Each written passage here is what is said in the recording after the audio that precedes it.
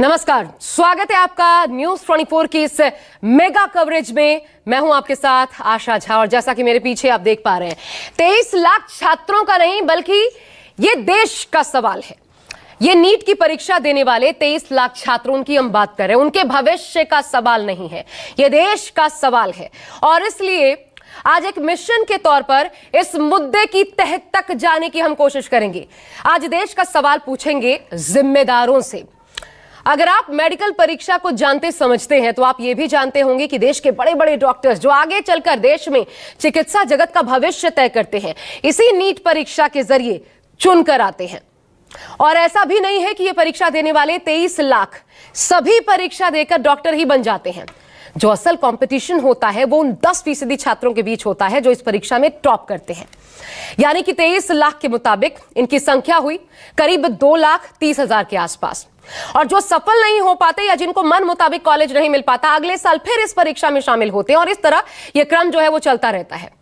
लेकिन इस बार नीट को लेकर जो धांधली के आरोप सामने आए हैं, जो प्रश्न एनटीए पर उठाए गए हैं, नेशनल टेस्टिंग एजेंसी जो ये परीक्षा कंडक्ट करवाती है, वो सवाल सिर्फ इन स्टूडेंट्स या फिर इनके गार्जियन ने नहीं उठाया जिनके अंक कम आए, बल्कि इस पूरी प्रक्रिया के विरोध में वो छात्र और उनके अभिभावक भी शामिल हैं। ये जान लीजिए जिन्होंने इसमें या तो टॉप किया है, बहुत अच्छे मार्क्स लाए हैं, और जिनको इस बार के रिजल्ट के अनुसार बड़े और मन माफिक मेडिकल कॉलेजों में आसानी से दाखिला मिल सकता है। और ऐसा इसलिए है क्योंकि ये सिर्फ पास फेल या बड़ा कॉलेज मिलने का सवाल नहीं, ये देश का सवाल है। और इसलिए आज का ये कार्यक्रम आपको जरूर देखना चाहिए, क्योंकि ये इन छात्रों के भविष्य के साथ खिलवाड़ नहीं है। सिर्फ इन 23 लाख छात्रों के भविष्य के साथ खिलवाड़ इसे मत समझिए। जिन हालात में आज की दुनिया है, जब कोरोना जैसी महामारी फिर किसी भी वक्त हम सब जानते हैं कि दस्तक दे सकती है, संभव है, यही वो छात्र हैं जो देश के स्वास्थ्य का आगे चलकर ख्याल रखने वाले हैं। और इस वक्त मेरे साथ ऐसे 2 पेरेंट्स मौजूद हैं, जुड़ चुके हैं, जो खुद चिकित्सा जगत के बड़े नाम हैं। ये बड़े डॉक्टर्स हैं और जिनके बच्चों ने इस बार नीट की परीक्षा में बेहतरीन प्रदर्शन किया है। वो डॉक्टर्स भी हमारे साथ जुड़े हुए हैं इस वक्त, क्योंकि उनको सुनिएगा, उनको सुनना अहम हो जाता है। वो खुद बड़े डॉक्टर हैं, उनके बच्चों ने बहुत बेहतरीन प्रदर्शन किया है। वो चाहे किसी भी बड़े मेडिकल कॉलेज में उनके बच्चों को दाखिला मिल जाएगा, लेकिन वो भी इसका विरोध कर रहे हैं। क्यों कर रहे हैं वो खुद बताएंगे अपनी जुबानी। उनसे परिचय करवाऊं उससे पहले बड़ी खबर आपको बता देते हैं। केंद्रीय शिक्षा मंत्री धर्मेंद्र प्रधान का बड़ा बयान सामने आया है। एनटीए में बहुत सुधार की जरूरत है, ये माना है। पहली बार सरकार ने यह माना है कि एनटीए में बहुत सुधार की जरूरत है। धर्मेंद्र प्रधान, इस सरकार में भी शिक्षा मंत्री का दायित्व मिला है, कह रहे बहुत सुधार की जरूरत है, सरकार इस पर लगातार काम कर रही है। साथ ही एक और बड़ी बात वो कह रहे, देखिए किसी गुनहगार को छोड़ा नहीं जाएगा। अब तक धांधली के आरोपों को सरकार नकार रही थी, लेकिन अब देखिए बड़ा बयान, किसी गुनहगार को छोड़ा नहीं जाएगा, सरकार सभी मामलों को गंभीरता से ले रही है, ये कहा गया। अब एक और बड़ी खबर आपको बता दें इसी से जुड़ी।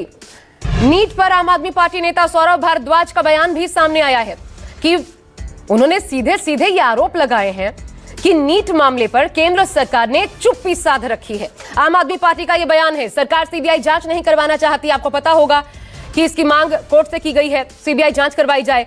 अब कोर्ट ने दरअसल एनटीए को वक्त दिया है, जवाब दीजिए क्यों ना करवाई जाए सीबीआई जांच। सुनिए। मैं छात्रों को और अभिभावकों को आश्वस्त करता हूं, उसको भी सरकार बड़े गंभीरता के साथ लिया है। वो जानकारी हमको मिली है, हम वो सारा विषय को एक निर्णायक स्थिति तक ले जाएंगे। उसमें कोई भी बड़े अधिकारी हो, एनटीए की कितने भी बड़े दायित्वधारी हो, अगर वो उनमें गुनहगार पाए जाएंगे उनको भी छोड़ा नहीं जाएगा। और एनटीए में बहुत सुधार की आवश्यकता है। कुछ विषय एनटीए एक स्वायत्त संस्था था, लेकिन एनटीए की बारे में सुधारने की बहुत आवश्यकता है। सरकार उसके ऊपर भी चिंता कर रही है, लेकिन मैं फिर आश्वस्त करता हूं, किसी को, कोई भी गुनहगार को छोड़ा नहीं जाएगा, उनको कठोर से कठोर दंड मिलेगा। 5 मई को नीट का एग्जाम था और 4 मई को एग्जाम पेपर लीक किया गया। कुछ बच्चों को एक सेफ लोकेशन पे ले जाया गया, उनसे मोबाइल ले लिए गए, उनको क्वेश्चन पेपर एक दिन पहले दे दिया गया। और फिर उनको अपनी हिरासत में जाके एग्जाम दिलाया गया और वो बच्चे क्वालिफाई भी हो गए। ऐसे 4 बच्चों को पुलिस ने अरेस्ट किया है और करीब 13 बच्चों का ये मामला है, बाकियों को नोटिस दिया है। इससे ये बात साफ हो जाती है कि नीट का पेपर लीक हुआ था। जब देश का इतना विश्वसनीय पेपर लीक हो रहा है जिसके अंदर 24 लाख बच्चों का भविष्य जुड़ा हुआ है, जो बच्चे 16-16 घंटे तैयारी करते थे, केंद्र सरकार उस पर बिल्कुल चुप है। ना तो सीबीआई इंक्वायरी की जा रही है, ना पेपर को दोबारा करने की बात की जा रही है। तो सवाल सभी उठा रहे हैं, लेकिन बड़ी बात यह है, ये पहली बार है जब सरकार ने माना तो कम से कम कि दोषियों को बख्शा नहीं जाएगा। अब तक तो धांधली के आरोपों से ही सरकार खुद इनकार कर रही थी। धर्मेंद्र प्रधान का भी बयान सामने आया था कि ऐसी कोई धांधली की खबर नहीं मिल रही। लेकिन अब तक इस मामले में क्या हुआ, मैं खास मेहमानों से परिचय करवाऊं आपका, जिन डॉक्टर्स का मैंने जिक्र किया, जिनके बच्चों ने बहुत बढ़िया प्रदर्शन किया है इस नीट की परीक्षा में, और लेकिन फिर भी जो असंतुष्ट हैं, ये देखिए स्क्रीन पर नजर आ रहे हैं। अभिभावक और जाने माने डॉक्टर हमारे साथ जुड़े हुए हैं। डॉक्टर रितु चोपड़ा को आप देख सकते हैं और डॉक्टर संजय गर्ग अभिभावक के तौर पर भी, और क्योंकि बड़े डॉक्टर्स हैं, इसका क्या संदर्भ देश के भविष्य को देखते हुए, क्योंकि ये देश का सवाल है, हम कह रहे हैं, उनसे जानेंगे। सौरभ कुमार पटना से हमारे साथ हैं, मुंबई से भी मेरे सहयोगी राहुल पांडे आपको नजर आ रहे हैं, दिल्ली से राहुल प्रकाश हमारे साथ हैं, प्रभाकर मिश्रा न्यूज रूम से मेरे सहयोगी मेरे साथ जुड़ चुके हैं। लेकिन सबसे पहले आपको ये दिखा देते हैं, जल्दी से ये दिखा देते हैं कि अब तक इस पूरे मामले में अब तक क्या कुछ हुआ है, वो देख लीजिए। उसके बाद सवाल और फिर उनके जवाब, किन बात को लेकर अभी भी आपत्तियां, जब ग्रेस मार्क्स हटा करके परीक्षा की इजाजत अब भी दे दी गई है। तो पहले आपको दिखाते हैं, जल्दी से प्ले कीजिए। नीट मामले में कब क्या हुआ ये जान लीजिए, क्योंकि जब से ये परीक्षा हुई है, देखिए क्या क्या आरोप लगे वो आप देख रहे हैं। लेकिन कब, 5 मई को परीक्षा होती है, कुछ सेंटर्स पर पेपर लीक का आरोप लगता है। ये ग्राफिक्स हम देखें बेहतर होगा। 6 मई को फिर क्या हुआ, 8 मई को क्या हुआ, फिर 17 मई, और अब बड़ी बात यह है 14 जून को सीबीआई जांच समेत 8 याचिका कुल मिलाकर के कोर्ट में है, इन पर सुनवाई होगी। चलिए अब मैं सीधा अपने मेहमानों का रुख कर लेती हूं। डॉक्टर रितु चोपड़ा, डॉक्टर संजय गर्ग, आप दोनों का स्वागत है। पहले डॉक्टर रितु, मैं आपके पास आना चाहती हूँ, और जैसा मैंने बताया, आप खुद देश को ये बताइए, ये जो मैं बता रही हूँ क्या ये सही है कि आपके भी बच्चे, उन्होंने भी नीट की परीक्षा दी थी और उनका बहुत बढ़िया प्रदर्शन रहा इसमें? मेरी बेटी क्या आप मुझे सुन सकती हैं? जी डॉक्टर रितु, आप मेरे को सुन सकते हैं क्या? मैं सुन पा रही हूँ। मेरी बेटी के 680 मार्क्स थे, फर्स्ट अटेम्प्ट था, बच्ची ने बहुत अच्छा परफॉर्म किया है। लेकिन इसमें मैं भी चाह रही हूँ कि जस्टिस सब बच्चों के साथ हो, सिर्फ मेरे बच्चे के साथ ही नहीं। मेरे सवाल आज मिस्टर सुबोध कुमार सिंह से हैं, जो कि एनटी डायरेक्टर हैं। They are very transparent agency and they have nothing to hide. Mister Subodh, जितने चौड़े होकर आप फर्स्ट प्रेस कॉन्फ्रेंस में आए थे, आज मैं आपसे 3 सवाल करने जा रही हूं। अगर आप उनका जवाब दे सकते हैं तो कृपया पब्लिक फोरम पर आकर इन सवालों का जवाब दीजिए। फर्स्ट थिंग, 1563 ये जो मैजिक नंबर एनटी ने निकाला है, we don't believe you at all. आपकी बात का कोर्ट ने विश्वास कर लिया, बट हमारे पेरेंट्स, बच्चों के मन में there is total loss of trust. We don't believe you. आपने एफिडेविट पे कोर्ट में डाला है। जिस दिन ये एफिडेविट अगर आपका झूठा प्रूव हो गया, हम इतनी पिटिशंस डालेंगे, वील मेक श्योर कि आप पे कानूनी कार्रवाई करी जाए। सेकंड पॉइंट, जो 9-10 अप्रैल की विंडो है, जो सब लोग कह रहे हैं, मैं सिर्फ एक चीज जानना चाहूंगी, ये वो कौन से ब्रिलियंट विजनरी बच्चे थे जिन्होंने इतनी मेहनत करी, इतनी पढ़ाई करी, फिर इंतजार करा कि रजिस्ट्रेशन विंडो बंद हो जाए, देखिए खुले ना खुले, लेकिन विंडो 9-10 को अचानक खुल गई। अब इन बच्चों ने रजिस्टर करा, तो कृपया ये जो विजनरी ब्रिलियंट बच्चे, इन बच्चों का 24,200 बच्चों का रिजल्ट और पूरा डिटेल्स पब्लिक किया जाए। साथ के साथ आप तो बहुत एफिशिएंट हैं, आपने एक दिन में 3 की रात और 4 को आपने रिजल्ट निकाल दिया, तो मैं चाहती हूँ कि साथ के साथ 50,000 स्टूडेंट्स का रिजल्ट भी साथ के साथ पब्लिक करिए, सबके साथ with their own mark. Let us check also.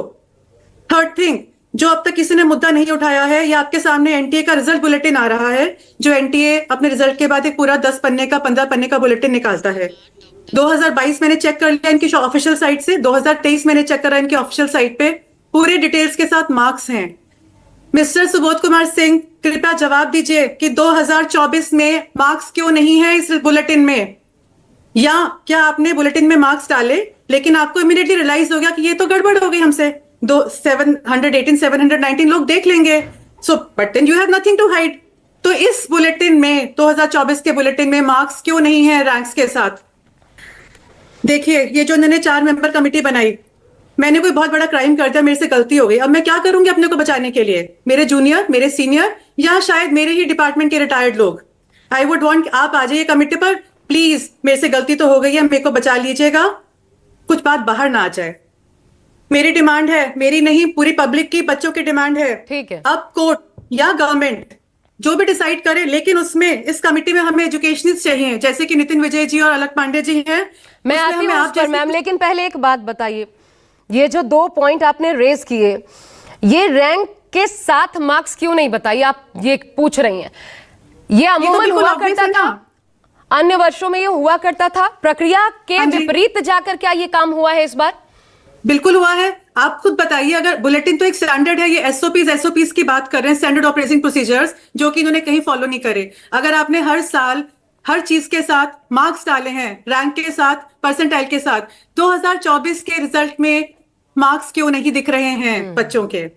ठीक है। ये और तो मिस्टर सुब्रत कुमार सिंह को जवाब देना पड़ेगा सबका। एक और सवाल, आपके सामने ये जो 9 से 10 अप्रैल आप 24,200 बच्चों की बात करें, जरा इस पर क्लैरिटी और मैं आपसे चाहती हूं, क्योंकि आप लोग इस फील्ड को बखूबी जानते हैं, आप देखिए, समझ सकते हैं किस प्रकार की यहां पर इतने धांधली सालों नजर आती है। में मैं आपको बताती हूँ, इतने सालों में मेरे भी 3 बच्चे हैं, मेरे बच्चों ने रजिस्टर करते हैं बच्चे एग्जाम के लिए, हम वेट करते हैं, जैसे ही विंडो ओपन होगी कुछ मिस ना हो जाए, कोई हमारे फॉर्म में कोई बच्चों के पेपर वर्क कुछ और चाहिए, कुछ मिस ना हो जाए, आप फर्स्ट डे सेकंड डे आप रजिस्टर करते हैं।